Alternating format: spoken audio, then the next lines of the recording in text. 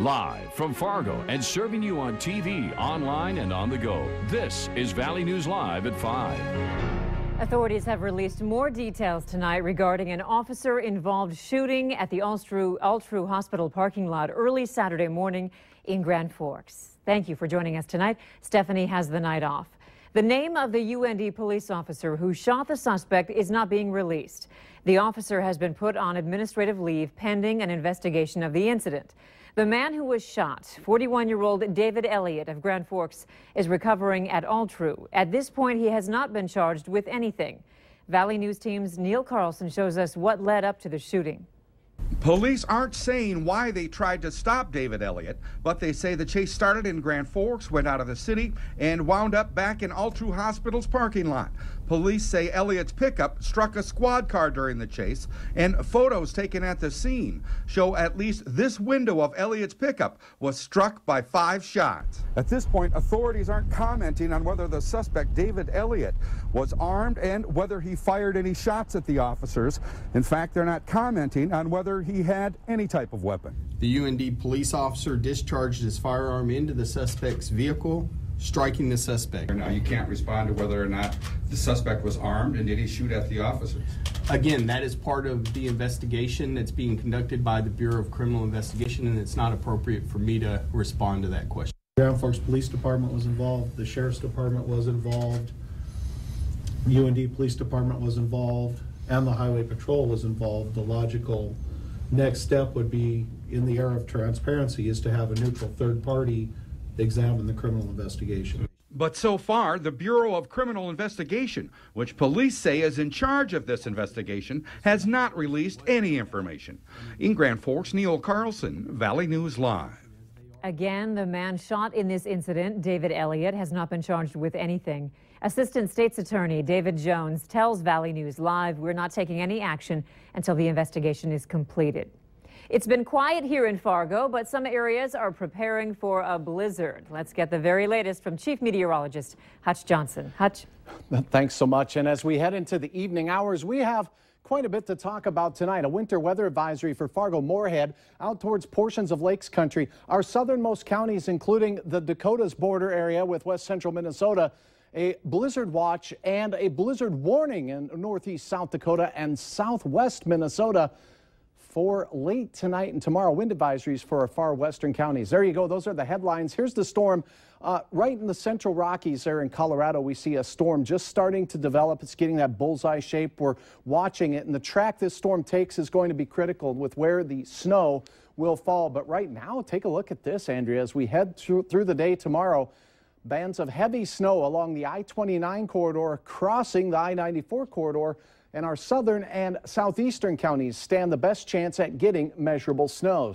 Tonight, Fargo-Moorhead, temperatures will be slowly falling through those mild 20s. It doesn't feel that mild, though, with those gusty south winds. A wind-chilly evening tonight. More in the hour-by-hour forecast on exactly when this thing gets cranked up and what you can expect in your backyard here in a moment. It's that little reminder. It's still March. Anything can happen. And that sometimes we get some pretty heavy wet snows this time of the year. Thanks, Hutch.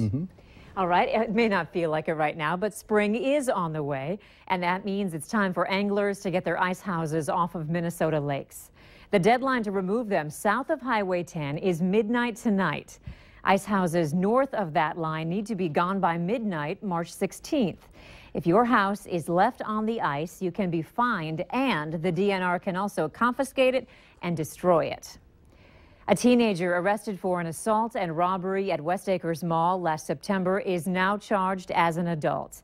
The Cass County State's Attorney's Office has filed these charges against Abdirahman Bashir Sahel: robbery, criminal attempt, terrorizing, and simple assault.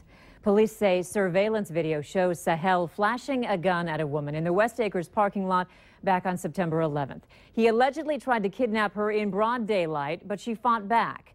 Sahel punched the woman before running off. He was later arrested at a West Fargo school. A local man is confused on whether or not he should pay a phone bill. He called our whistleblower hotline after getting a bill that claims to be from Sprint, but he isn't a Sprint customer. He wanted to find out where it came from and if it's a scam. Valley News Team's crime and safety reporter, Nicole Johnson, shows us what happened and why it's important to investigate before assuming unusual letters are phony. So I put that 9-digit number in. Bill Wald owns his own company and admits to making a lot of phone calls. It does look like an official logo. But not with Sprint, to which apparently he owes $11.17. At first I thought, well, it's not very much money. We'll just pay it. But then I got thinking that, hey, we haven't paid a long distance bill in many years. He assumed the charges were for long distance, so he called the number listed on the letter. Leave your name and number, we'll call you back. And at that moment, I could tell, hey, they're not going to call back. And I have since called them another time, and it's the same result. He was afraid of getting scammed, so he called the local Sprint store, which claimed to be investigating, but Wald just wants to know if he should pay the bill. So we tried calling the company ourselves and hit voicemail too. We did, however, talk with corporate Sprint, who tell us the bill is from a legit third-party company who handle various charges. But with millions of scams out there, Dan Hendrickson with the Better Business Bureau says many people just ignore letters, emails, or calls, writing them off as scams. Many, like Wald, who is just going to throw the bill away. How do you know when to pay something, or what should he be doing? Right. Well, you know, again, you always run the risk of what if it is a real bill. So I think you have to take every bill at least seriously at face value. And then from there, make the calls you need to make to determine if it's real or not and get to the bottom of it. Hendrickson says if you don't do your research, you could wind up being turned over to a collection agency. Nicole Johnson, Valley News Live. Wald got a call from Mid-Continent this afternoon saying others in the area have been getting bills like his. They say it's a long-distance billing error and Sprint should credit the charges back. If you have received a similar letter, you're asked to call Sprint. And if you need help uncovering fraud or corruption in your community, call our whistleblower hotline and we'll do our best to get to the bottom of it. Call 701-237-6576 and leave your tip. A member of our investigative team will get on the case and go to work to expose the truth. An early morning flight took off from Minot this morning, headed to Washington, D.C. to be part of a special ceremony. A B-52 bomber from Minot Air Force Base performed a flyover at the Air Force Memorial as part of the commemoration of what happened 50 years ago on this date. It was March 2nd, 1965, when the United States Air Force and Navy began Operation Rolling Thunder in the Vietnam War. It lasted nearly 4 years. Crew members say they're honored to be part of the ceremony. It's very special, not only for the crews that get to fly, but really for the Vietnam veterans that we're actually doing the flyover for. Obviously, they put a lot of their heart and soul into actually serving our country, and it's just it's sort of a wonderful feeling to be able to fly over. Well, I mean, it's a real privilege to be able to honor our Vietnam veterans today, be able to fly today. The ceremony also coincides with the first Air Force prisoner of war being taken by North Vietnam a half-century ago. It's been a long day, and it's not over yet for the crew responsible for moving a house across the valley. The move started early this morning around 8:30. Street lights had to be taken down to make way for the house. Police suggest you take alternate routes to avoid major delays because the I-29 and 52nd Avenue ramps will be closed periodically. And stick with us as we follow this story throughout the night. Fargo made the top 10. The city was named one of Livability.com's top 10 best downtowns. And you can see the full list on your screen. Fargo is ranked 7th and Minneapolis took 2nd. Editors focused on small to mid-sized cities to find places that are growing and thriving.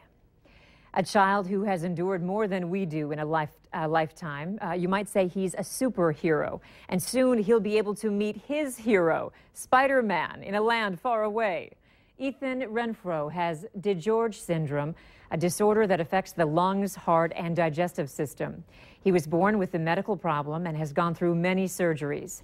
And thanks to Make-A-Wish, he will soon be on a plane to Florida.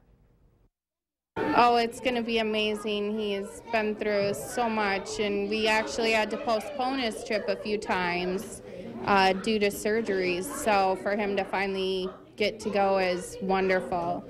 He's been looking forward to it for a long time. And today, Ethan received a Spider-Man backpack filled with goodies. The Eagle 500 had balloon-powered cars soaring past each other, fighting to the finish. It was a twist on a typical school day as elementary students put on their thinking caps to design air-powered cars. Today, 6th grade students put their creations to the test, seeing how far their design would travel in a race. The cars that travel the farthest will take home a trophy. Students could also vote for their favorite cars in 3 Best in Show categories: Most Unique, Best Theme, and Most Colorful. Millions of students had their noses in books today, losing themselves in a good story. Kindergartners at the Ladone Kindergarten Center in West Fargo were some of the many involved in the 16th annual Read Across America Day. It's an event that encourages children to get into a healthy, lifelong habit, reading. It's sponsored by the National Education Association in celebration of the birth of Dr. Seuss, and many dressed up for the occasion. More than 45 million Americans are expected to take part in Read Across America Day. Still ahead tonight, the personal information your fax machine could be storing. What you'll want to know before you get rid of yours. Wind chilly conditions as we start a new week with temperatures as warm as they've been in nearly a month. Of details on a blizzard taking aim on the valley right after this.